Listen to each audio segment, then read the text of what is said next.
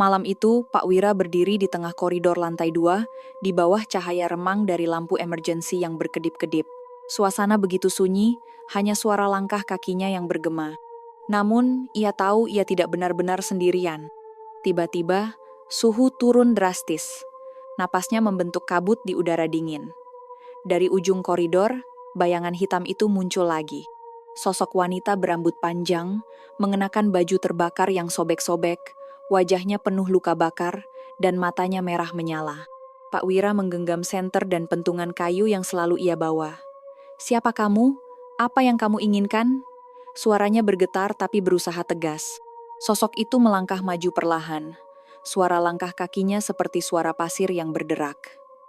Tiba-tiba ia mengangkat tangan, dan seluruh lampu di koridor padam, meninggalkan kegelapan pekat yang menusuk. Dalam kegelapan, suara jeritan melengking menggema dari segala arah. Pak Wira merasakan ada sesuatu yang merayap di kulitnya, seperti ribuan tangan dingin mencengkeramnya. Ia berusaha melawan, menyalakan senter, namun cahaya itu berpendar aneh, seperti menembus bayangan gelap yang semakin mengelilinginya.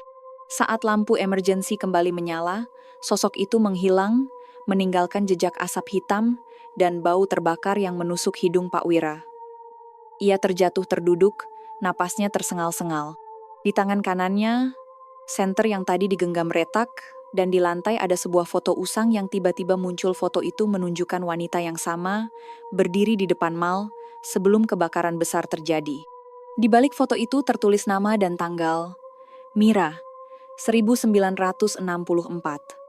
Pak Wira menyadari sosok itu adalah korban kebakaran yang belum pernah mendapatkan keadilan.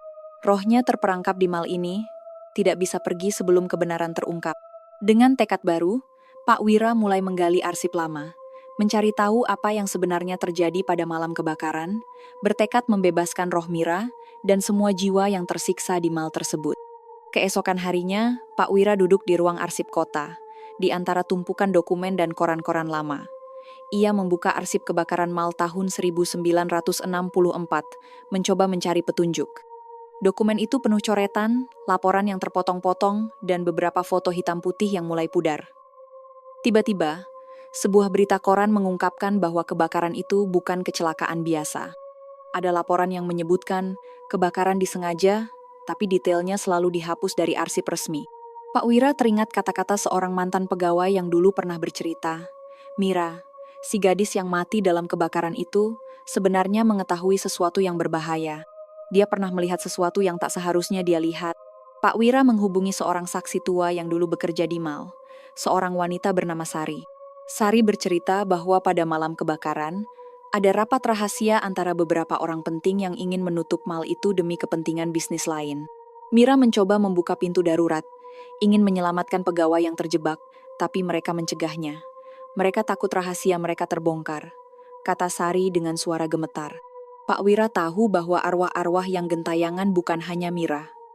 Mereka adalah korban pengkhianatan dan penipuan besar yang menyelimuti mal itu. Kembali ke mal, Pak Wira mempersiapkan diri dengan peralatan keamanan dan kamera. Ia ingin merekam bukti dan menghubungi polisi jika terjadi apa-apa.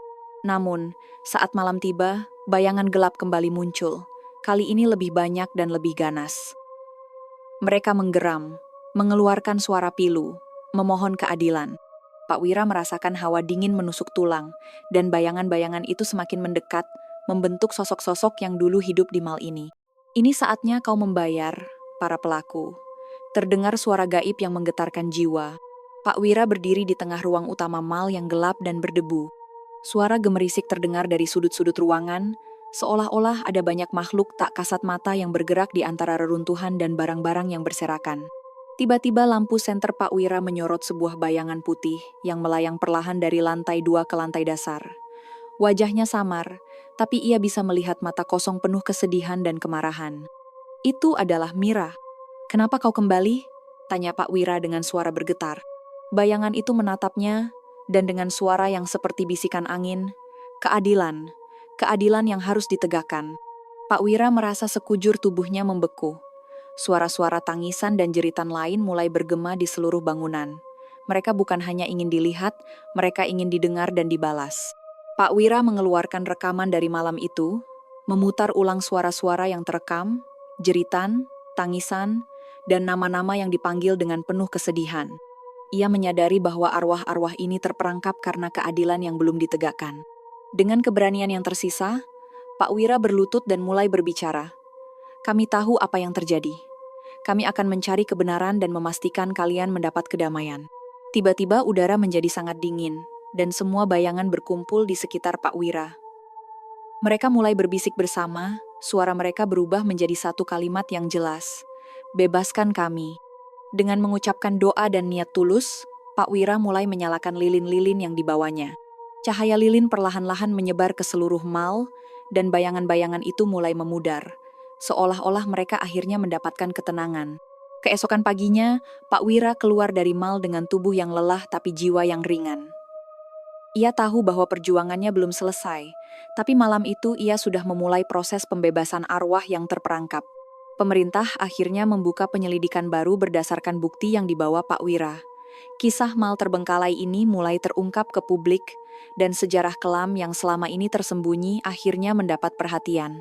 Pak Wira berjanji pada dirinya sendiri akan terus menjaga dan mengungkap kebenaran agar tempat ini tidak menjadi perangkap bagi jiwa-jiwa lain. Di dalam kegelapan mal yang telah lama terbengkalai, jiwa-jiwa yang terperangkap mulai bangkit. Mereka tak lagi hanya menjadi bayangan samar. Sekarang mereka memiliki suara, ingatan, dan amarah. Mira, perempuan muda yang menjadi korban kebakaran, berdiri di tengah ruangan bekas lantai atas mal. Ia menatap ke arah lorong panjang yang penuh reruntuhan, mengingat malam terakhir hidupnya. Aku tak pernah bermaksud untuk mati di sini. Tapi mereka memaksaku. Mereka menutup mata dunia terhadap kebenaran yang aku tahu, bisiknya lirih. Di sisi lain, Arman, seorang pegawai toko yang juga menjadi korban, merasakan gelora emosi yang sama. Ia merasa ada yang salah dengan cara kematian mereka bukan kecelakaan biasa, tapi ada unsur kesengajaan yang tertutupi. Kalau saja mereka mau mendengar suara kami, mungkin kami bisa menemukan kedamaian. Pikirnya sambil menatap langit-langit yang gelap. Suatu malam, saat Pak Wira kembali untuk mengawasi mal, ia mendengar suara bisikan yang lebih jelas dari biasanya.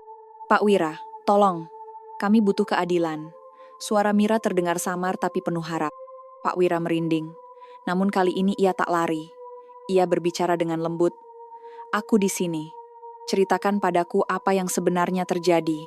Bayangan Mira muncul lebih jelas, menunjukkan kilas balik malam kebakaran lampu yang tiba-tiba padam, asap yang membara, dan suara jeritan yang teredam.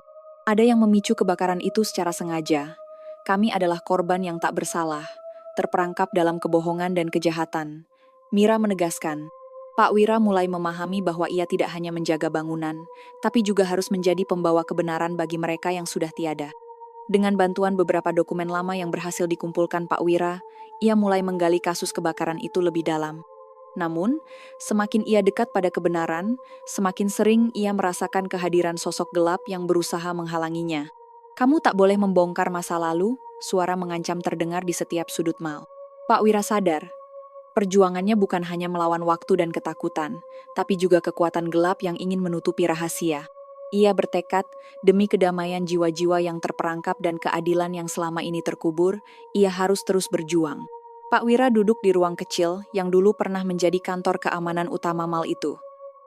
Di depannya tersebar tumpukan arsip dan foto-foto lama. Di antara dokumen itu, ia menemukan sesuatu yang mengejutkan, sebuah laporan kebakaran yang sengaja dimanipulasi. Ada nama-nama pejabat dan pengusaha yang terlibat menutupi fakta sebenarnya. Di luar jendela, malam semakin pekat, dan angin berhembus melalui celah-celah bangunan tua. Tiba-tiba, suara ketukan pelan terdengar di pintu. Pak Wira menoleh, tapi tak ada siapa-siapa. Jangan menyerah, bisik suara itu, seolah dari kegelapan. Ia merasakan sebuah energi dingin mengitari tubuhnya, namun juga sebuah kekuatan yang memberinya keberanian. Ketika Pak Wira keluar untuk memeriksa, bayangan hitam meluncur cepat melewati koridor panjang. Dia melihat sesosok figur samar yang menghilang di ujung lorong. Siapa kau? Apa yang kau sembunyikan? Tanya Pak Wira dengan suara serak. Hanya Sunyi yang menjawab. Malam itu, ia bermimpi buruk. Ia melihat kembali detik-detik sebelum kebakaran. Seseorang dengan wajah tertutup menyalakan api di gudang belakang. Suara tawa seram memenuhi ruangan. Mereka tidak hanya membakar gedung itu.